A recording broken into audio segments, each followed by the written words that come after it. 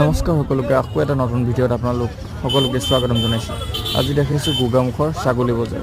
গোগামুখৰ পৰা ঢকুৱাখানালৈ যোৱা পথৰ ছাইডতে আপোনাৰ বাওঁ ছাইডত শুক্ৰবাৰ বজাৰখন বহে আৰু হয়তো গোগামুখৰ বহু লোকে হয়তো গম পায় ছাগলী বজাৰ বুলি ক'লে আপোনাৰ ৰাতিপুৱা সোনকালে 6টা বজাৰ পৰা ছাগলী বজাৰখন আৰম্ভ হয়। এতিয়া যিহেতু বাৰিষা চিজন ছাগলীৰ দামবোৰ খৰালিৰ দামতকৈ বেছি অলপ কমি আছে, যিহেতু আপোনালোকে হয়তো অলপ শুনিব পাইছে ছাগলীৰ দামবোৰ অলপ কমি আছে।